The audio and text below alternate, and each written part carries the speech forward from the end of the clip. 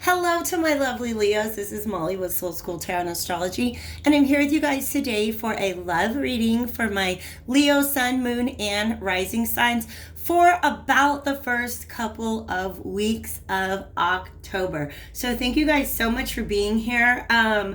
Really, you guys, if you're resonating with the message, it's for you. We need to go ahead and forget all about signs. I know it's the way that readings are labeled, but anytime you're drawn to the title of a reading, go ahead and watch it. It doesn't matter what your signs are. If it resonates, it resonates. If you guys want to find out more about your placements, though, there's a link in the description box where you can generate your own birth chart.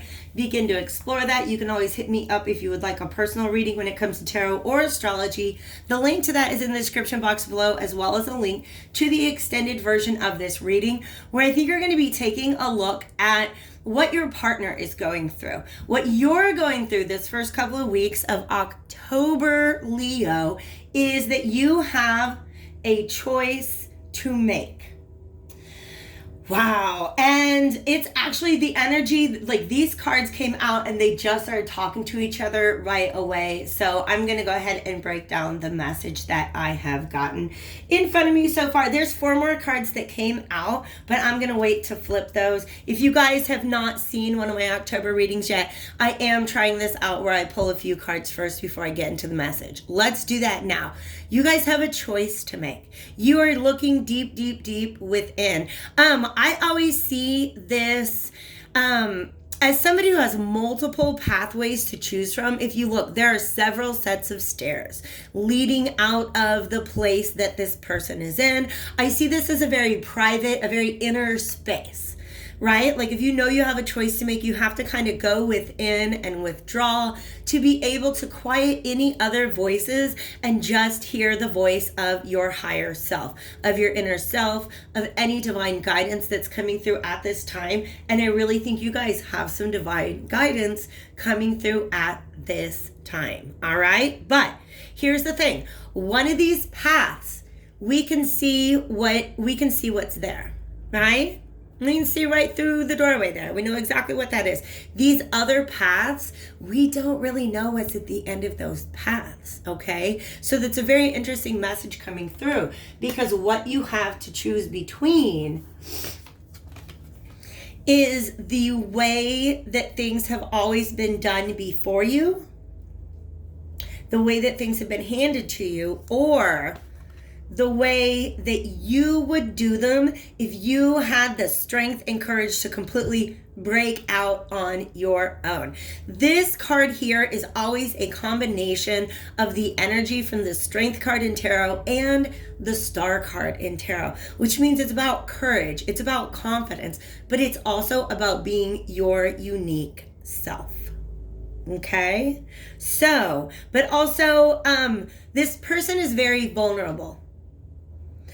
You see, all this nudity represents vulnerability to me. So this is almost saying, look, I have this unique way of doing things. It's completely my own. Maybe if I did things this way, it would open me up to criticism. But if I did things this way, I would be following in line with tradition, and I would maybe catch a little less criticism for the decisions that I make if I went with the safe route, okay? And those are cards, by the way, from the Vintage Wisdom Oracle deck. If you guys want to check out my decks, there is a link in the description box below, but this one was on the bottom. This Trust card, you guys, I kind of freaked out a little bit when this card came out, because last night I had a dream where I have a lot of dreams where I'm in a boat and I'm going down a river. That's just kind of one of my things. And I pulled up on a shore and was going to have to find some refuge or some shelter in this place that seemed like it was nothing but dark woods. And out of nowhere, a deer appeared to me and led me to a place where I could take shelter for the night. So to me, this deer is representing divine communication, whether it's spirit guides or spirit wants me to go ahead and mention that in my dream I later found out that this was the previous inhabitant of the home that I was led to. So it was basically like I was taking the place of somebody who came before me. right? A home had been prepared. Somebody else had lived in this home and lived the life out of that home. They were known as the Witch of the Woods, right? And so here I came and was led by this deer, which I did not know was the former Witch of the Woods. Like basically she turned into a deer and then led me to take on this role. So in other words, to step into these shoes that had already been provided for me. I feel like you guys are going to have to do the unpacking on what that means to you. But Spirit guided me to go ahead and share that part of the dream I had. Let's go to the tarot and see what is here. You guys are moving out of a place where you did not see your own value in the past, okay? I feel like you may not have been given credit for a lot of the hard work that you were doing. And this can just have to do with, it does have to do with love. It's basically one of those things that surrounds our beliefs when it comes to love, all right? So in the past, I feel like you guys were being convinced to sell yourselves short in relationships, to not see how much you were bringing to the table, all right? Because look at this Queen of Pentacles. She's bringing so much to the table. She got an apple tree, a little butterfly scepter. There are puppies and rabbits. There's just so much fertility and stability and value in the Queen of Pentacles. This woman is just, she knows her worth, okay? She knows that she is full of practical resources and that she's very, this is the kind of female figure, or really like it could be any gender, but this is the kind of figure who's just always consistent, right? Like they keep their home really nice. It's always ready for visitors. Like this person is just always there for you, okay? And for some of you guys, that was being taken advantage of in the past. You were not able to see your own value because the people around you were not reflecting it back to you. So do you see this? Actually, I was kind of glad that I was called to use this deck for this particular reading. I thought we'd get more lions because there are a lot of lions in this deck, and you guys are Leos, of course.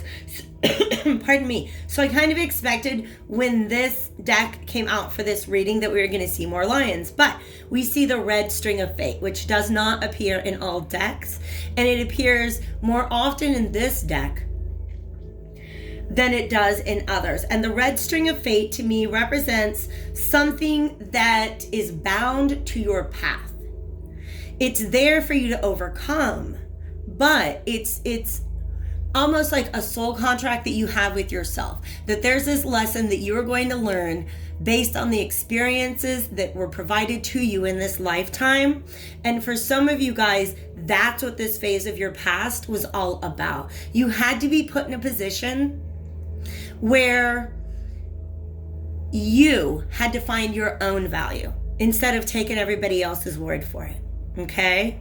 But this is not a good feeling. Everything's kind of icy and cold, and you're like, I don't get it. I'm trying to do everything right. Why am I not being valued?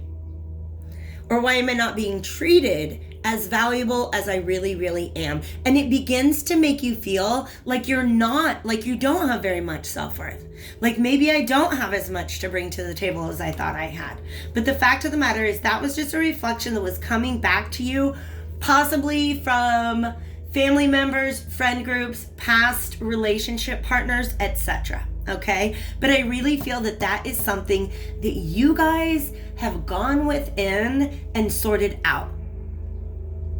That's really, really beautiful, because you see, instead of being held down with all of these swords, right?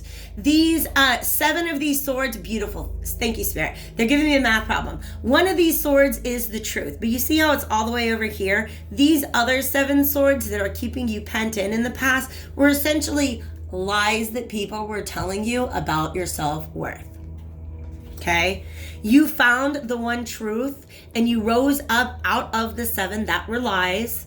And now you are ascending. This is you, just your knowledge of who you are and how really beautiful and valuable you are. And you are not going to be treated as anything less than that. Like, this is justice. You've seen the truth. The truth is you're always there for other people. The lies were like, but you made me feel this way, and you never do this, and you always say that, right? Those things can really pin you in and start to warp your thinking about your own self-worth. You finally decide to say, you know what? The fact of the matter is I'm always there for other people, or whatever your characteristic is that makes you the Queen of Pentacles. Okay? So you finally are like, that is my truth. I'm no longer going to be pent in by what other people see as my value. I'm taking that, reclaiming that as my own. And what's beautiful is this brand new Ace of Pentacles pops up as a result of that. And look who we've got here. This Emperor is a representation of the divine masculine. So this energy represents somebody who has been in a feminine position. In other words, very, very receptive. So if you don't identify with the feminine as a whole, but that feels like you, then understand that this is somebody who's going to essentially be able to see your worth. Okay? This Emperor is a really good appraiser of other people's value, because that's how he keeps his empire running. He knows that he needs people by his side who can always be there for you. This is somebody who understands the value of a Queen of Pentacles. And I feel, since he's facing in the direction of a Queen of Pentacles and this Ace is between them, I almost feel, wow, for some of you guys, this is somebody who did not treat you like they understood your value in the past, and now they want to offer, they want an opportunity to make that right. Because see, I was looking past and the Justice card is standing between him and the Queen. Ooh, let's see what else we've got here. Ooh, okay. All right, guys. Beautiful. All right. So this 2 of Wands here, this is your choice. Do you see that? They're showing me that that is the same globe that she's holding in her hand. Okay? And here's the thing. The Queen of Pentacles' closest relation in the tarot is the 9 of Pentacles. Okay? So this is somebody who's maybe taken a step back, as in they are much more independent. A queen is somebody you might expect to be partnered, or at least she's on the market, so to speak. This is somebody who's stepping back and just enjoying their own value and who they are. And there's these lotus blossoms, which is connecting to divinity. This wolf is representing guidance to me for some reason. But you got this sun. This is like, you know what? I know who I am. I am standing on my own. I know who I am. And that's a lot of happiness, okay? There's a little this butterfly here shows me that you've been through some sort of transformation, okay? This is the Queen before they realized how valuable they were, and now on the other side of it, it's like you know your self-worth, but you haven't necessarily been able to step into a role or a relationship such as the Queen of Pentacles with it quite yet. But this is a whole new understanding of who you are and what you are worth. This combination of cards right here, you guys, the Fool and the Judgment, is giving me this really interesting bit of information about this Emperor. For some of you guys, this is somebody brand new. Remember, karmic cycles aren't always going to be the same person. It just might be at the similar situation. So if your karmic cycle that you've overcome in the past is settling for people who did not treat you like you were valuable to them, then this is an opportunity to make sure somebody treats you like you are valuable to them, whether or not this is somebody who was actually around in your past, okay? So For some of you guys, this is somebody from your past, and they're feeling really, really foolish because they made the wrong judgment about you. Right? It's almost like, oh, I appraised that car last week and only set it like $1,000, but then somebody else went, like, it just sold for like, like $30,000. And I know, come on, you guys, I'm not a car salesman, so don't rag on me for the numbers that I chose. But that's what I'm saying. Somebody is like, wow, they just showed me diamonds. It's like somebody looked at this diamond and saw a flaw in it and was like, nope, I don't want this. And then it goes and it sells, like now it's the Hope Diamond. Like it's actually so valuable, but they didn't see it until they'd lost it. So now they're feeling pretty foolish that they had the wrong judgment in the past, right? But here's the thing. This Fool energy is also very much connected to the present.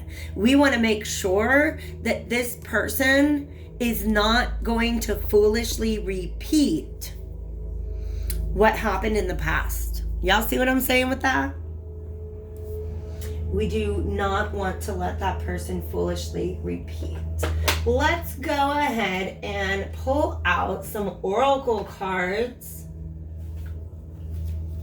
to see what kind of information you guys should be considering when you are confronted with this decision. Because it really looks like this person is coming in and offering you a new beginning. And I feel like your response to that is, but what about the things in the past that I'm not going to let happen again?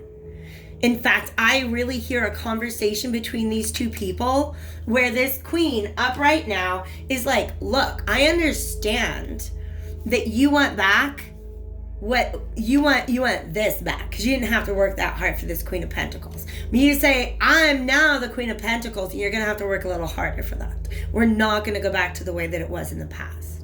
Okay? So for some of you guys, this is making sure that a person from your past really has learned their lesson in the way that you've learned yours, right? Because your lesson was don't let people treat you like less than you're worth. And if this person comes in and is like, oh, but now I know how much you're worth, they might need to show you that before you can really trust it, okay? The Fool card is about trust, by the way. And the Judgment card is about, sometimes if it's reversed, it's about throwing away better judgment. So don't throw away your better judgment just because all of a sudden this person is ready to see what a valuable diamond you are. Maybe you need to make them or like set some expectations that they need to stick around and show you that they can reflect that self-worth back to you. They're going to have to be flexible. And that's the problem with the Emperor, is he can be very, very rigid. Okay? You also are asked to be flexible. Let's go ahead and get some more messages from my Leos here. Leos. How can we guide our Leos at this time?